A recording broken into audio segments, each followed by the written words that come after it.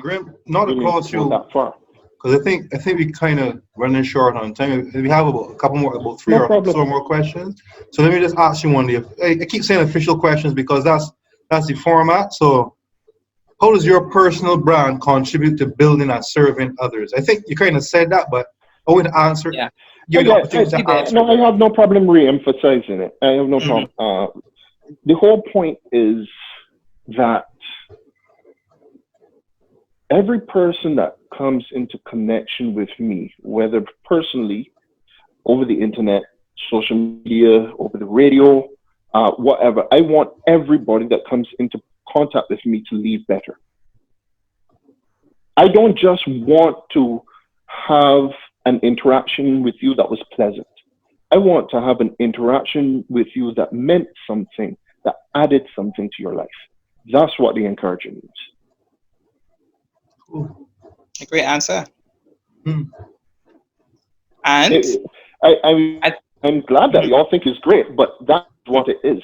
Right. Whether or not people agree, that is what God gave me. Well, I think people would appreciate that kind of philosophy. So you've kind of actually answered our penultimate question about the philosophy. Not So I'm quite. just gonna ask Not you. quite. Not All right, quite. go ahead then. Let's hear. My philosophy in life is that this is not all there is to life. My philosophy in life is that God did something very wise when he created air. Air is invisible, okay, unless you look through certain instruments, but our natural senses do not pick up air unless it's something called wind, which is the movement of air. The reason that's so wise is because God was making an allegory to the spiritual and saying, you can't see it, but there are times when it will affect you. There are times when the trees will move, even though you don't see what's moving them. There are times that things in your life will move in a direction that you're like, wait, what? How did that happen? That's me. Oh, wow. Okay? You see, Yeah. you see, and my philosophy, therefore, is that if the spiritual is real, then you have to decide how you're going to interact with it. Because I see a lot of people talking about, I'm spiritual. And what they say is actually kind of a lot of rubbish. You understand what I mean? Because it has no bearing in reality, in observable reality. The reason I am a Christian is because the Bible, having been ratified by so much archaeology and history that shows this is where it is. You can go and walk the road that Jesus took to the cross. You don't have to guess. This is it. So you can see these things. So if the Bible is right about these things, historically accurate, might it be accurate about the spiritual aspects of things as well? Taste and see, God says. God says, you're never going to know me until you taste me. You got to try me to be able to know, hey, this thing is real. You cannot sit outside and say, I ain't sure about that, because you've never done anything. Come and see whether or not I'm real. Somebody was arguing with me earlier about their facts against the Bible and that sort of thing. I'm saying the greatest fact is, have you tried Jesus Christ? Have you taken him at his word and done what he said and see what the results say? Test your faith, right? No, not test your faith. Test God. Test God. Test God. Test and test God. I am highly recommending to everybody watching. I can see that on a shirt. Because when you think about it, right? Thank you, Mickey. You can't do it. That's my bad. So, for example, if you want some water and you see a tap, you figure, if I turn this on, the water can come, right?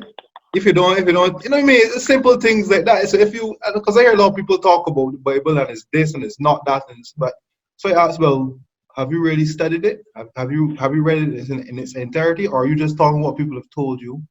You know what? Well, You know, and then they kind of backtrack, but that's no problem because I'm not trying to discourage anybody from investigating or Mark, that is the point. That is the point.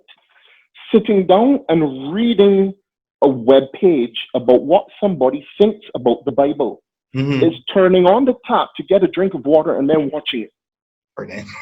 I listen to somebody say it tastes good or that, right?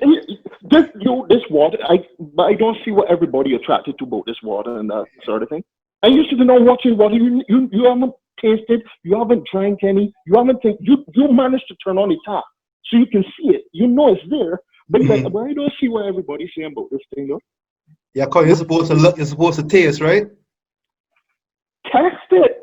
Correct. And you can't test God under your own conditions.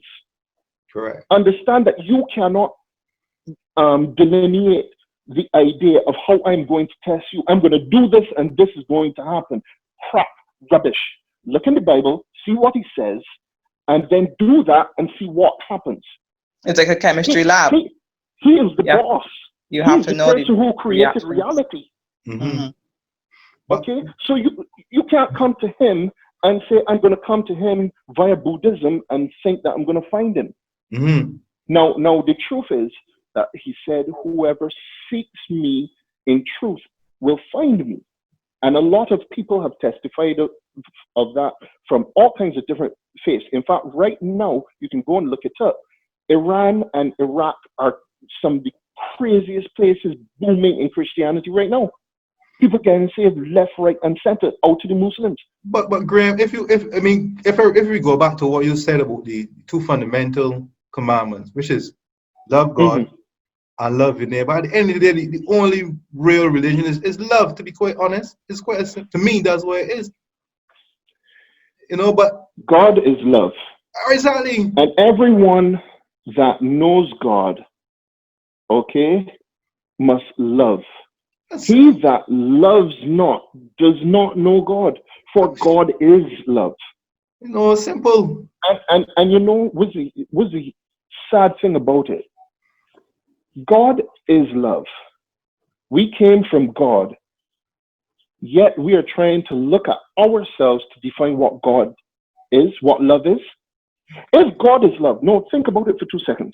If God is love, that's what the Bible says. If God is love, and a lot of people like to quote it to justify living the way they want to live. If God is love, okay, then how are you going to look at yourself to define love?